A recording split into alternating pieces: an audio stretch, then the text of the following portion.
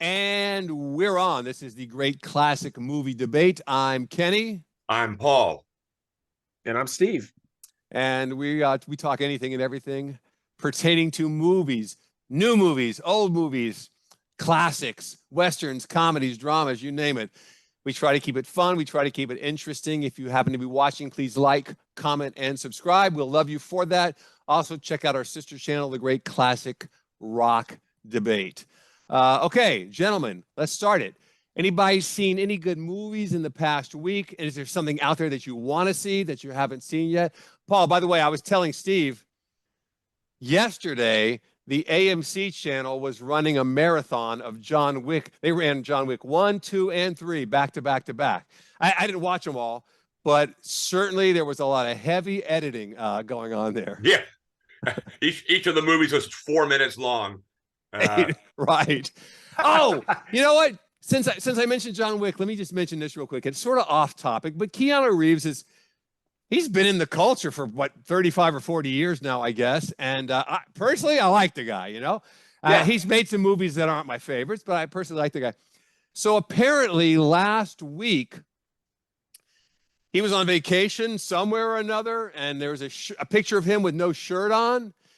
Okay, he's 58. And he's not 25. He's 58. So I'm not saying that being 58 is an excuse to say I don't have to take care of myself anymore. But certainly the standard that we apply to one's physique is different when you're pushing 60 as it is to when you're 25. And so he's not in his best shape or most fit or anything.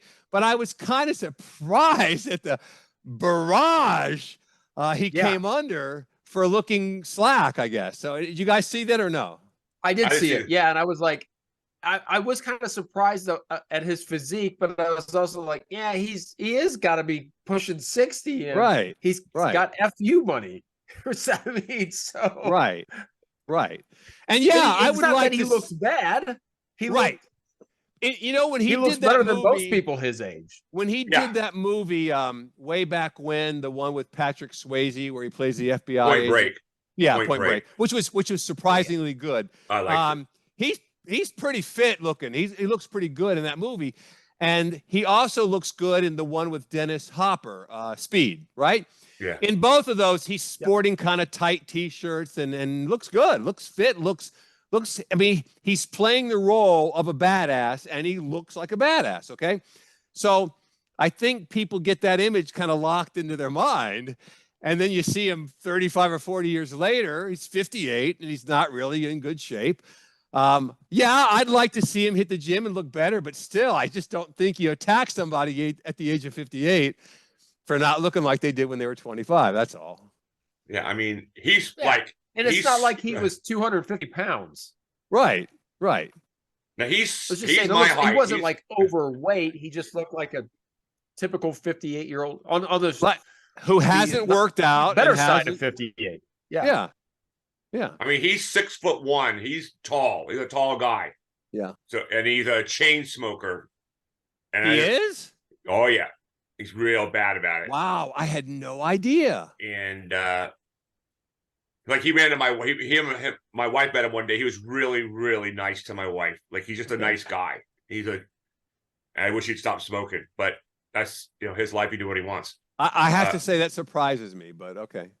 It does. Yeah. So the reason I say it, because if you smoke a lot, it's hard to get in aerobic shape. Now John Wick, like he's in this third movie, like you could see he's getting a little bit of a belly, and I think it's almost like, look, I'm older now. You're not the John Wick of 20, right? And he's older, and he can still kill people. Right. It doesn't really matter what you look like. You don't have to be Schwarzenegger or Stallone at 4% body fat to kill people, right? Right. Yeah. Speaking of which, go ahead. Speaking of Stallone, there is a new Expendables movie coming out. I saw that. Yeah. Well, now this month it's almost September, so yeah. I'm looking forward to that. Yeah, Steven, I wanted to not steal your thunder, but with the strike going on, I don't know. There's Dune got pushed back, which I think is a stupid thing to do. And I don't know if Well- Expendables is being pushed back now. No, Expendables is supposed to come out in like 3 weeks. But you're talking about, I don't know why they would put, if it's in the can, maybe you're saying they're pushing it, may push it No, back because they won't do of any promotion for promotion. it. That's the Yeah. actors will just say, yeah, I don't care if I cost the studio, $5 million in lost opportunity costs and interest costs. I don't care. But I don't know. Well, I just saw a trailer for it last night. I saw it too last week. Yeah. I'm not. I hope it comes out. I'm just saying I don't know if it will. Of September, in like 3 weeks or whatever it is. So 22nd, something like that. So I'm assuming it's going to still come out. And it is, given the guys who are in it, they probably don't care, especially at this point in their career. Like No. the What are they going to WGA do to them? Nothing. and the Right. and SAG could probably pound sand in their. Right. No, agreed. Yeah. And that movie will be exactly, if you pay money and go in that theater, you're going to get exactly what it was you paid to get. Those movies always deliver. They're not going to win Oscars, but they deliver exactly what That's they're what supposed to deliver. That's what I want. Yep. Exactly. Entertainment. So I'm looking forward to it. The other movie, Paul, I don't know if you've seen this, is that Gran Turismo. You about on the video game thing? Yeah. So now here's the backstory for those of you. You guys don't play video games, so you probably don't know that much about it. But Gran Turismo is a franchise of racing video games, and I played it like once in a while, and I'm not a big fan. I saw the trailer for the movie, and I thought, what a piece of trash. This looks awful. It's based off of a video game, and then the director of it, Neil Blomkamp, who did District 9, which is one of my favorite movies of all time. Yes. He directed, so it's kind of surprising. I was like, this is going to just bomb big time. And they put it at the end of August, which is where they typically put like the movies that aren't going to do well during the summer. And then I started seeing the reviews from some of the very trusted sites like Film Threat, but there's a guy by the name of Chris Gore who runs that movie site. And they have a YouTube channel. Great. I encourage people to check it out. I think we align nicely kind of with a lot of their points of view. But they had really nice things to say about it. They said it's surprisingly good. They said most of that video game stuff is in like the first 15, 20 minutes of the movie. And a lot of them said that this is one of the best sports movies of all time, if you consider, racing a sport, which that's another debate. But it's supposed to be very, very good. And I intend to see it as soon as this weekend. I had COVID for the last week, so just trying to recover from that. But so I'm looking forward to that, actually. And people say go see it in a premium format because of the audio. So that's my plan, is to see it on like in a Dolby theater or something like that. Okay. Wow, because I'm so upset about this strike. Because Dune, that's the only movie I really want to see. Now, of course, we talked about Napoleon last week. It looks really good, Ridley Scott. Yeah. And Joaquin Phoenix looks really good as Napoleon. And I can't. Are you really that upset about the strike? No, I'm just I can't see the movies I want to see. Right. Well, it's not like they would be making the movies you want to see anyways, for the most part. That is, Right. Right. Now, I continue the strike has not impacted me. I continue to be utterly astounded every time I hear about the next thing coming out where they've just replaced all the white characters with non-white characters. And I go, how many of these do you have to lose millions on before you say, maybe this isn't such a great idea? But they just foot on the accelerator and keep doing it. I go, my God. Well, I think the Disney. problem is, like companies like Disney, they had 3 or 4 years where they were making these types of movies, and now they're being released, because it takes 2 years to put a movie together, edit, shoot it, market it, and all that stuff. So now they're releasing them all, and now they started to realize, we got a problem on our hands. Right. Nobody wants this. Right. Nobody. So there's probably another year or two of these types of movies before we see anything decent come out. And then with the strike, that's only going to compound it. Yes. And the fact is, Hollywood hasn't, especially the actors, they haven't figured out that they're about ready to become props in a sense, especially with AI. Yep. I think I know I guys sent you a video. This is a perfect example of what AI can do. There was a video of that Oliver Anthony song, and it was recorded with the voice of Hank Hill from King of the Hill. Yes. And it sounds exactly like him. And I'm like, Yeah. Hollywood, how are you going to be able to compete with this in the future? Well, I just think it's funny about the attack of the wokeness. Like when they did the Snow White,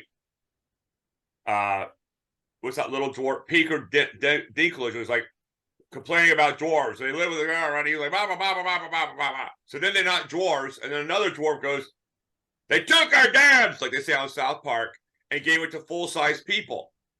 Right. So I think what we should do is have that dwarf who complained fight Peter Dinklage on pay-per-view to the death. Right. And that way you have a little dwarf fight, and you figure out whoever wins, that person speaks for all the dwarves on Earth. Right. That seems reasonable, Paul. Good idea. Yeah. By the way, it just occurred to me what I saw. It was either yesterday or today, and I think it was earlier today. There's a guy on YouTube who, his name is Jeremy, but his channel is called The Quartering. And he does pop culture. His videos are good. Yeah. Pop culture stuff. Almost always has a political angle. And the latest one, and sometimes you have to say, wait, is he being serious or is this a joke? The latest one today was a remake of Robin Hood. Okay. Think about this. This is Middle Ages Great Britain. Every last human being is white. They're doing a remake of it, and there's nobody white except for whoever the villain, the sheriff of Nottingham. Whoever the villain is white. Everyone else is not white. I'm like, wow. Yeah. Start the timer now on how quick that one's going to bomb. Jeez. It's a real movie? No, it's a show. Is he making this up or is he being serious? He was serious. No. But here's the thing. I think it takes place in modern days, so I can accept that. Okay, maybe but I haven't seen the trailer. Just from the kind of the one sheet that I saw. Does he wear green? Does he wear green Robin Hood? He has Friar Tuck. No, it's a woman. It's a woman. Yeah. Robin Hood is a woman. Paul, you cannot be politically correct unless you change everything. So, yes. And the villain is still the white male. Right. Well, if you had Peter Dinklage as Robin Hood, it'd be called Robinette Hood. You know, little Robin. We get it. Okay, so listen, I just thought of something. We started off a bad cough. No, it's something in my throat. We started off with a few comments about Keanu Reeves, and it just occurred to me. This leads me. What was his very first movie? Does anybody recall? Was it one of the Bill and Ted? Yeah, I think so. Well, his first, I think his breakout one was Bill and Ted's. Yeah, I don't think it was the first movie he was in, but. Okay, I'm pretty sure that was the first breakout, but my question is, what was the first movie? The reason I'm asking is because I'm leading back to River's Edge, which I think was either 86 or 87, but I'm pretty sure he was in. Yeah. Okay, hang on just a second. Is that Keanu calling? It's my wife, I'm but looking it up. She called me on my cell and I didn't answer because we're in the middle of a video. So I'll call you back. I'll call you back in just a few minutes, okay? This is Keanu calling in. Hello. Steve, hey, I'll call you back in a few minutes, okay? His first movie was several TV shows. Youngblood, 1986. I don't think I ever saw it. No, I didn't see it. Never saw it. River's Edge was probably the next. There was a few other TV movies. There was a movie Teenage Dream 86 and River's Edge 1986. Okay, so then, I know that Paul and I saw River's Edge together. Steve, did you see that movie? I've never seen it. No. Okay. Well, I would highly recommend it. Paul, do you agree with that? Yeah, I don't think I've seen it since you and I saw it. And someone at UCLA wrote that movie. I don't think I've ever met that person, but go ahead. Well, it's good on several levels. And I also have to really credit Keanu Reeves, who was pretty unknown at that time. And I think it's an independent film. There was like zero advertisement or PR money spent on that. No, I don't think there was any trailers or anything. We chose to see it for one reason, and one reason only, because Dennis Hopper was in it. And because he was so memorable in so many other movies, including Hoosiers and God knows what else.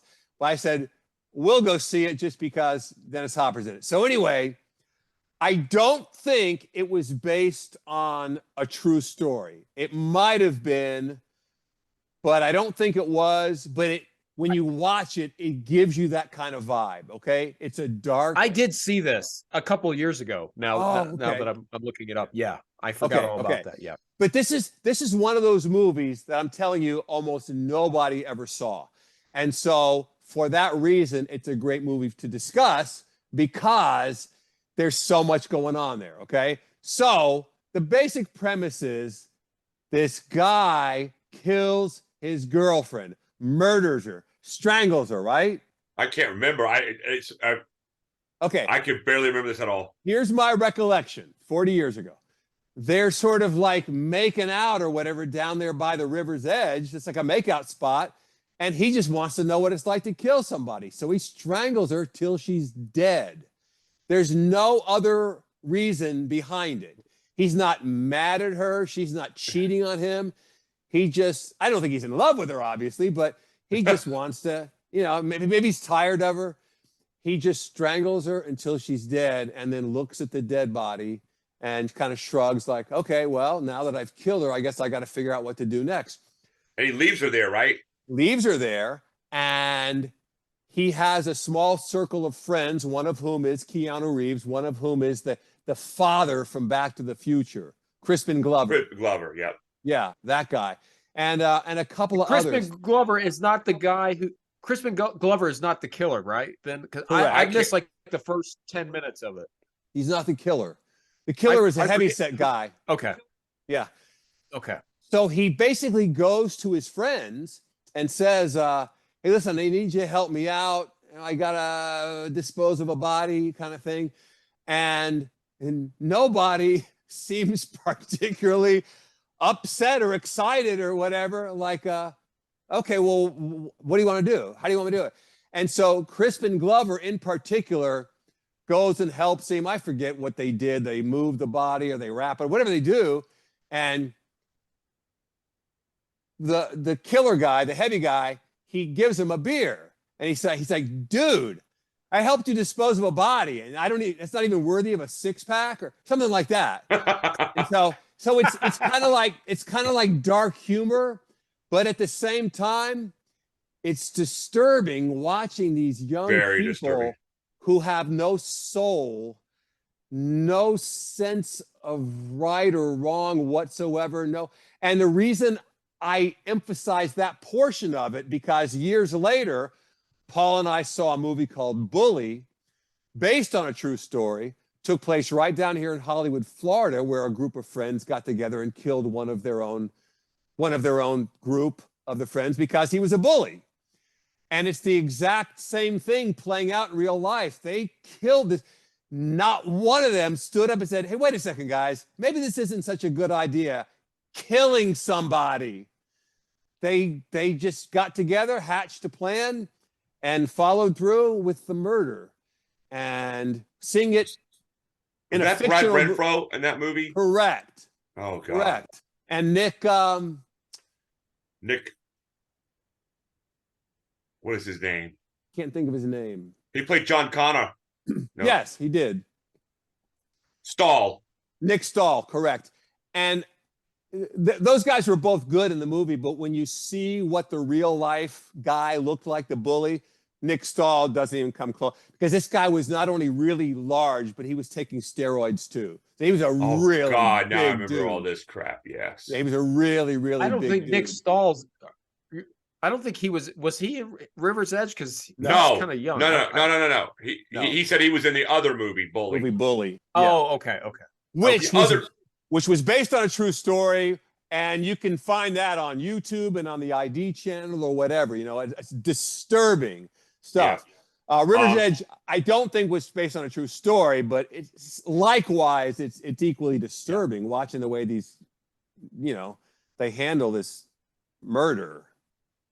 The other Keanu Reeves movie, which I saw, which is very strange, it's called My Own Private Idaho. Never saw It's it. a Gus Van Sant movie. Him and River Phoenix are in it, and they play these like gay prostitutes. So the opening scene is Keanu Reeves servicing some old heavyset guy. And that's how they make their money for drugs. So, and anyway, the long, stupid story short, it's a Gus Van Sant movie. So take it. I don't know if you know who that director is, but yeah. It turns out that Keanu Reeves is actually from a very wealthy family. So at the end, they kind of like rescue him, and he just leaves his friend behind, and they were doing all this gay sex stuff behind. And it's actually not a bad. It's just a very interesting movie. But Okay. I mean, you know, he played. It was like, wow, okay. Well, the name alone is not attractive. My Own Private Idaho. And where did that come from, Kenny? It's a song, isn't it? Yes, it is. By who? Oh God, I don't remember. Gus The Van B-52s. B-52s. There you go. Yeah, Gus yeah. Van Sant. Right. Yeah. Yeah. Ronnie Van Sant's long lost grandson. So, but yeah, I had also heard it had a gay angle. There was nothing that made me want to see it. And the other movie where he's not a gay angle is Dangerous Liaisons. Oh yeah. Yeah, Paul, you know, you used to, back in the day, you used to go see movies on weeknights. You would take dates, okay? Yeah. I could only go to movies on weekends. You would go and you would call me when you got home. You must have called me at like midnight. I was in bed and you're going, dude, I just got home from Dangerous Liaisons. You gotta go see this movie. Oh my God. And I'm laying here thinking, why would I want to see a movie called Dangerous Liaisons in the first place? I'm normal. Number two, it sounds like a chick flick, but either way, why are you calling me at midnight on a Wednesday night to tell me this? But I saw it the next weekend and it was great. Obviously his date didn't go well. No, when I first got HBO, that movie, again, when HBO came out, it was like YouTube and the internet and MTV. It was all, you know, all in one, because that's all we had was HBO and like 4 other channels.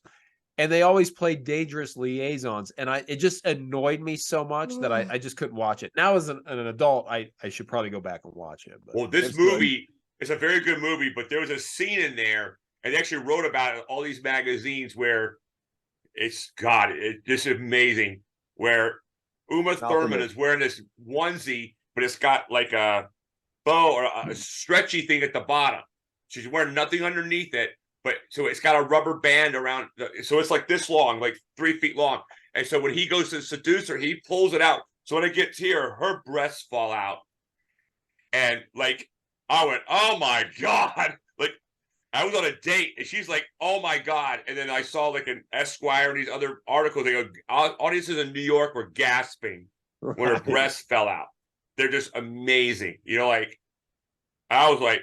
Which is why you went home that night and had to call Kenny. And Well, the only time I remember calling Kenny is when I saw some movie which was good, but I saw the trailer for Predator. For Predator. And I could not stop thinking about it. He calls me at midnight. He calls me at midnight. I'm in bed asleep. I got to work in the morning. And he says, I just got home from whatever movie it was.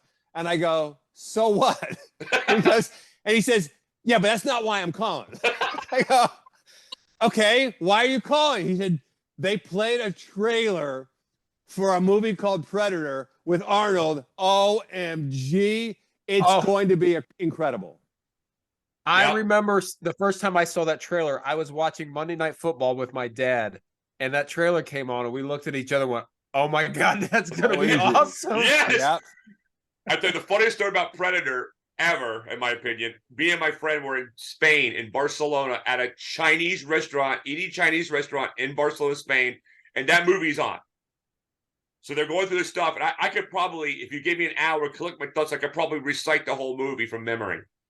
So during the movie, they have, and this is what's funny about you watching a movie in Europe or Russia, they just have 4 guys, or if it's a guy movie, just imitating these voices. So the Arnold's like, blah blah blah. The guy's like, hold on. I'm like, oh my god! And there's like 40 other customers in there, and I'm just ranting. And the waiter goes, everything okay? I said, this is stupid. I'm pointing at the television, and other people are watching it, and then none of them speak English. So I'm pretty good with Spanish. So I start speaking in Spanish. Those are not the same act. Those are not the actors. And I said, you might as well have Arnold in the movie because half his shtick was that stupid accent that he has. Yeah. And Stick around.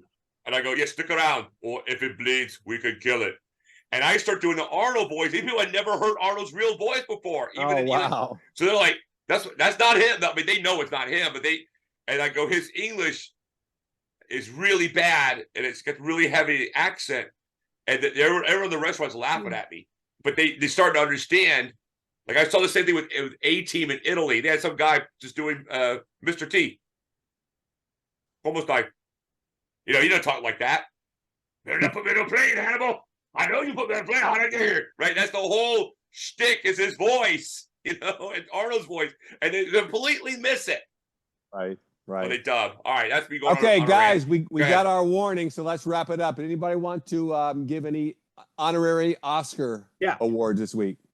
So we were talking about Keanu Reeves. My favorite Keanu Reeves movie, well, outside of John Wick, The Devil's Advocate with Al Pacino. All right. Connie Nielsen. Connie Nielsen makes the movie by herself. And then also Charlize Theron's in it. Yes. But the premise of the movie is Keanu Reeves plays the lawyer for Al Pacino, who is the devil in Satan. in the movie. Right. Yeah. So, I thought it was a good movie. Yeah, I loved it. Yeah. Mine is Keanu. We'll say on Keanu. I love John Wick. I love the Matrix. I worship the Matrix. Steve knows that. I did like Constantine. I like that movie a lot, and I love Peter Stormare. That guy is just he's one of like the fourth. Huh? Constantine's a Marvel movie, isn't it? Isn't that a Marvel? I'm not sure. You could be right, but Peter Stormare, like, you could give him a role where he says, "Hey, how's it going?" and you're gonna remember him in that role for the rest of your life. Like, he just takes over. But he's always good. So good. Like, when he does that cameo at the beginning of John Wick 2. I thought I was going to piss my pants. Believe me, if nothing else, these stories have been watered down. Yeah. There was a period of time there where he was in so many movies. Yes. Like, in a short amount of time. I have that guy again. I didn't know his name for a while. He's very funny. He was in the wood chipper movie. Yes, Fargo. Yeah. He's good. I mean, I would never take him seriously as a good guy, but when he plays, you want somebody's off kilter, nuts, crazy. Yeah, he's your guy. Yeah. He was in 9mm too. If you ever saw that with Nicolas Cage. Oh, that's 8mm. 8mm. It was 8mm. Yeah, 8mm. Yeah. 9mm are gone. 8mm. Right. Camera. My bad. That's okay. Okay, and I'm going to give my honorary Oscar to Dennis Hopper for River's Edge. So we're just staying within the Keanu Reeves thing here. He plays this biker guy who only has one leg. And they tell the story, or he retells the story of the accident that happened in which he lost his leg. So he's on his bike. I guess he gets hit by a car first. And so he's laying in the road. And when the ambulance pulls up, it runs over his leg. Oh, my God. Yeah. And as the leg was already damaged and the ambulance ran over it. So it ended up having to be removed. But he's laying there and he says, I looked over in the gutter and I saw an empty beer can. And I remember all I could think of was, I wonder if there's any beer in that can. That's his line of dialogue from that moment. And I said, that guy right there, he gets my Oscar for that alone. So anyway, I highly recommend the movie. But Dennis Hopper is good in everything. So yes, he is. So that's going to be a wrap for this week. This is the Great Classic Movie Debate. If you happen to be watching, please like, comment, and subscribe. Don't forget to check out our sister channel, The Great Classic Rock Debate. I'm Kenny. I'm Paul. I'm Steve. Yes, and until we meet again, we will see you next time.